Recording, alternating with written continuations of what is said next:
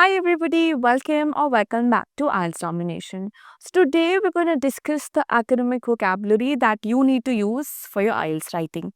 See, so when it comes to academic vocabulary, it means formal vocabulary and हम सबको पता है that it is very important to use academic vocabulary and formal vocabulary in your answers, especially writing task 2.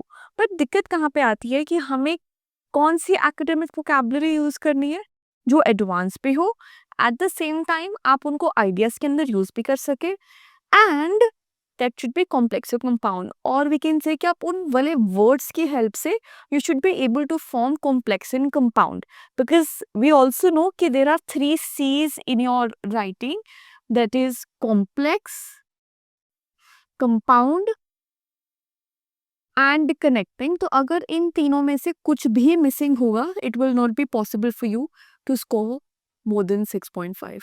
ठीक है, so these are we can say your gate passes. अब हम समझते हैं ये वाले वोकैबुलरी स्ट्रक्चर्स जो आपके लिए बहुत इंपॉर्टेंट है अपने आंसर्स के अंदर यूज करना. दीज आर एग्जाम्पल्स, ये वाले वर्ड्स नहीं बट ऐसे वोकैबुलरी स्ट्रक्चर्स यूज करने हैं. वी गोना सी इनके मीनिंग्स क्या है एंड एग्जाम्पल ऑफ इट. ठीक है, एग्जाम्पल्स वैसे वाले आइडियाज है that you can very easily use in your writing task number 2 because वहां पे a story line is developed. Now let's get started. The first word that we have is easily. This means effortlessly. See, example, research has proven that children have an innate capability to acquire any foreign language effortlessly. ठीक है, तो हमने यहाँ पे easily की जगह क्या use करा? effortlessly. So this is formal plus a bit more advanced compared to easily. ठीक है, अब innate, what is the meaning of innate? This means something that is natural. So over here we're going to say natural. तो ये एक हो गया आपकी advanced vocabulary. Acquire, आप यहाँ पे get भी यूज कर सकते थे but get again semi formal हो जाता है, इस वजह से हमने इसको अवॉइड करा और हमने यहाँ पे क्या यूज करा? Acquired. ठीक है, समझ में आया? Second example, support. सपोर्ट का स्कोरिंग सिनोनिम क्या होगा? Advocate. See the example, others advocate acquiring a language at the secondary school. ऐसे वाले क्वेश्चंस आते हैं ना जहाँ पे दो साइड से क्वेश्चंस दिए होते हैं. फॉर एग्जाम्पल जहाँ पे हम whereas, however add करते हैं, however there are others who opine that, others who reckon that, तो वहाँ पे ओपाइन की जगह या फिर उसकी जगह हम क्या यूज कर सकते हैं? Advocate. Okay, now third, make an effort. इसका स्कोरिंग सिनोनिम क्या होगा? exert.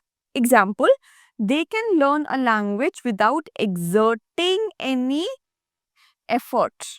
अब इधर अगर आप गिविंग यूज करते, क्या गिविंग गलत होता? नहीं, गिविंग गलत नहीं होता बट इतना स्कोरिंग नहीं होता. Exerting, this is more scoring. ठीक है, अब यहाँ पे अगर मैं एडवोकेट की ही बात करूँ तो और कौन कौन से सिनोनिम्स हो सकते हैं? Have an opinion, right, opine, think, reckon, feel, say.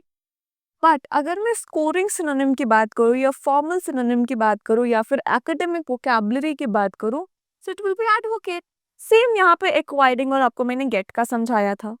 ठीक है, अब दोबारा अगर मैं यहाँ से एक और वर्ड उठाऊं, हम चिल्ड्रन, अगर हम यहाँ पे चिल्ड्रन उठाएं, ठीक है, तो चिल्ड्रन के लिए क्या क्या सिनोनिम्स हो सकते हैं? सोचो. लर्नर्स, यहाँ लिखूं, लर्नर्स हो सकते हैं, ऊपर लिख देते हैं इसके साथ ही. लर्नर्स हो सकता है, फिर स्कॉलर्स, और क्या हो सकता है? यंग माइंड्स, और क्या हो जाएगा? Young individuals, school going children. अब ये सारे सिनोनिम्स होते हैं. अब आप ध्यान रखो कि ऐसे वाले जो सिनोनिम्स हैं, ऐसे वाले वर्ड्स हैं जो काफी ज्यादा आपके आंसर्स के अंदर यूज हो जाते हैं, इनके सिनोनिम्स आप, it should be on your tips, so that paper में आपको इन पे इतना फोकस ना डालना पड़े and you can have more focus on the format, the structure and the demand of the question. Alright, so these are few vocabulary structures जो आपको समझाएंगे that how you can induce academic vocabulary or formal vocabulary in your answer, and what's the actual difference between band 6 or band 7, 7.5. ठीक है, so if there is any doubt please let me know. Also it is very recommended कि make sure कि आप vocabulary structures को on the daily basis पे read करो, so that few vocabulary structures get automatically settled in your mind. And for that हम Instagram पे रोज एक vocabulary post upload करते हैं that will help you to understand the scoring and the important synonyms. So please follow us. Our username is learn_IELTS_Mehak. If there is any doubt, if you want to ask anything related to IELTS or PTE, please write in the comment section. I will help you out. Thank you, and please subscribe to our channel. Bye bye. Take care.